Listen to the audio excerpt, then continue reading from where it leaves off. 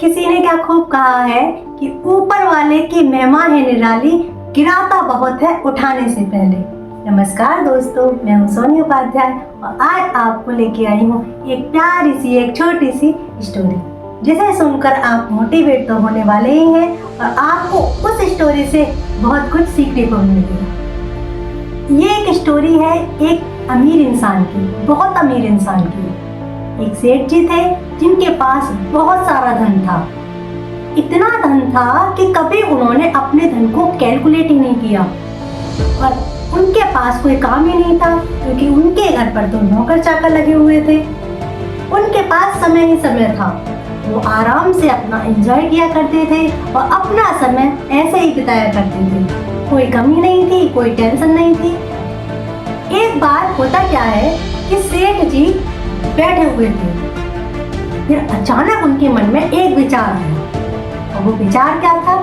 सेठ जी बैठे बैठे सोचने लगे कि कभी मैंने अपनी प्रॉपर्टी कैलकुलेट नहीं की कि मेरे पास कितना पैसा है, कितनी जमीन है, कितना बिजनेस है। ऐसा सोचते हुए उन्होंने सोचा कि आज मैं अपनी सारी प्रॉपर्टी को कैलकुलेट कराता हूँ। ये सोचते हुए उसने अकाउंटेंट को बुला लिया।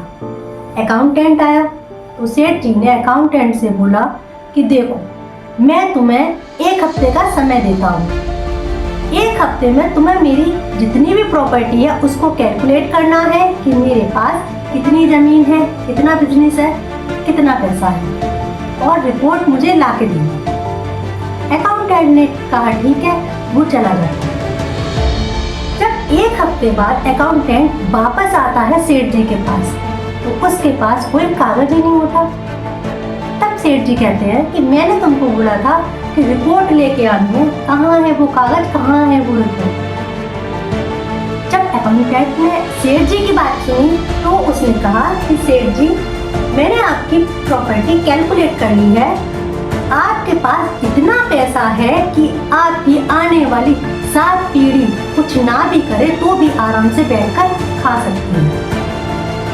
अकाउंटेंट की बात सुनकर सेठ जी तो बहुत ज्यादा खुश हो गए, फूले नहीं समाए। अकाउंटेंट चला गया। अकाउंटेंट के जाने से पहले सेठ जी ने उसको एक बात बोली कि ठीक है, 10 दिन का समय फिर देता हूँ मैं तुम्हें डिटेल में रिपोर्ट बना के लानी है कि मेरे पास कितना पैसा है। अकाउंटेंट बोला ठीक है। अकाउंटेंट चला गया। अब बड़े खुश। 10 दिन बाद फिर अकाउंटेंट आता है और उसको फिर एक ही बात बोलता है कि मैंने डिटेल में आपको यही बताना चाहता हूँ कि मैंने सारी रिपोर्ट देख ली, सारी रिपोर्ट बना ली कि आपके पास बहुत सारा धन है। आपके पास इतना धन है कि आपकी 7 पीढ़ी उसको बैठकर आराम से खा सकती है। सेठ जी भूले नहीं समाई। सेठ जी की खुशी का ठिकाना ही नहीं रहा। अकाउंटेंट चला जाता है। उसके बाद क्योंकि सेठ जी के पास कोई काम तो था नहीं, खाली मन था उनका, बैठे बैठे एक मन में और विचार आया। वो क्या विचार था? वो ये सोचने लगे कि मेरी 7 पीढ़ी तो आराम से बैठकर खा लेगी, लेकिन जब मेरी 8वीं पीढ़ी आएगी तो उसका क्या होगा?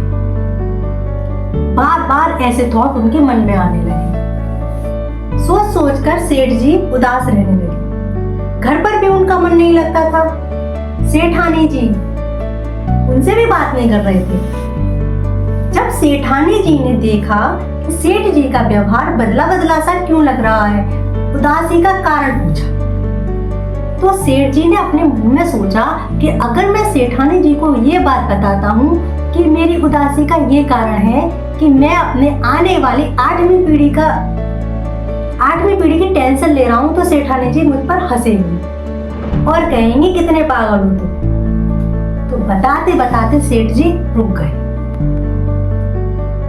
बहुत सोचा उन्होंने कि इस बात को भूल जाता हूँ, कोई बात नहीं है, 7 पीढ़ी तो खाई लेगी। लेकिन सेठ जी को इस बात ने इस तरह से पकड़ रखा था कि सेठ जी के बार बार एक ही बात मन में चल रही थी कि मेरी 8वीं पीढ़ी का क्या होगा।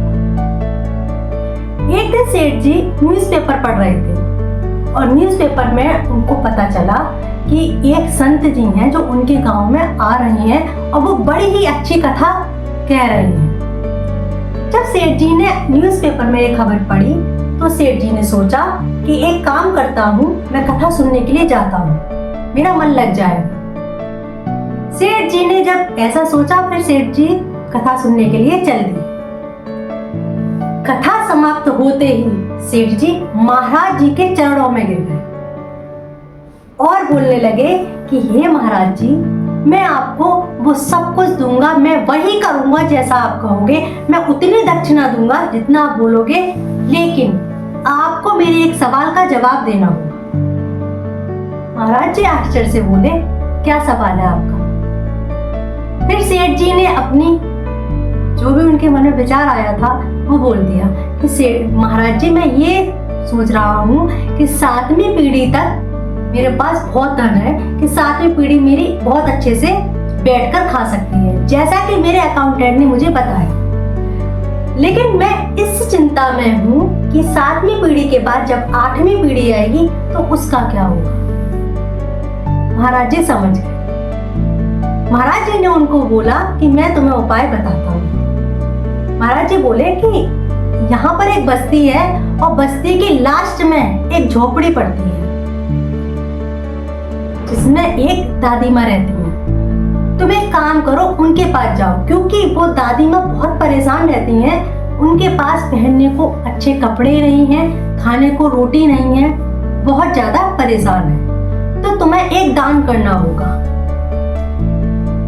सेठ जी बोले कि अच्छा, क्या करना होगा मुझे? कि एक छोटा सा दान, तुम्हें केवल आधा किलो आटा उस अम्मा जी को दान करना होगा, जिससे तुम्हारी जितनी भी समस्याएं हैं, वो जितने भी सवाल हैं, सारे हल हो जाएं। सेठ जी ने कहा ठीक है। फिर सेठ जी ने बाहर निकलकर अपने नौकर को कॉल किया और नौकर से बोला कि 1 कुंटल आटा गाड़ी में रखकर एड्रेस बता दिया कि बस्ती में पहुंच जाओ। उधर से सेठ जी का नौकर आ गया एक कुंटल आटा लेकर, और इधर से सेठ जी पहुंचे। एड्रेस के बताए अनुसार सेठ जी और नौकर दोनों अम्मा के घर पे पहुंच गए। दरवाजा खटखटाया, अम्मा जी निकल के आई। अम्मा जी को देखते ही सेठ जी उनके पैरों में पड़ गए।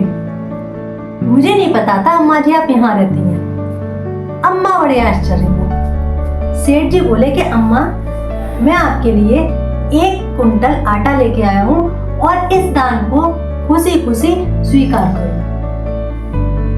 अम्मा बोली लेकिन मैंने तो खाना खा लिया है और मैं ये नहीं ले सकती।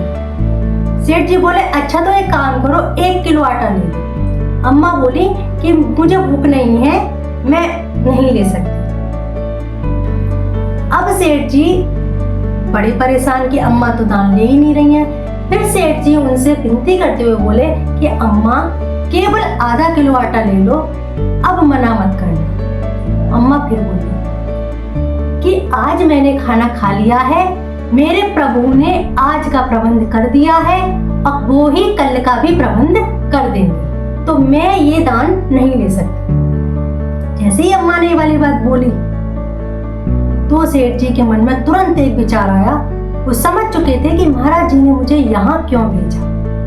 बार बार सेठ जी के मन में एक ही बात याद आ रही थी कि अम्मा ने ये कहा है कि आज का प्रबंध ईश्वर ने मुझे कर दिया है, मैं कल की चिंता क्यों करूं। सेठ जी पूरी चीज समझ चुके थे कि महाराज जी ने अम्मा के पास मुझे क्यों भेजा है।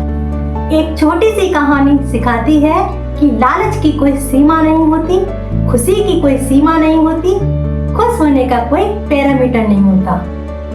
लोग दाल चावल खाकर भी खुश हो जाते हैं और जिनको खुश नहीं रहना है उनको पनीर में भी खुशी नहीं मिलती। दोस्तों, कहानी अच्छी लगी हो तो वीडियो को लाइक करें, वीडियो को शेयर करें।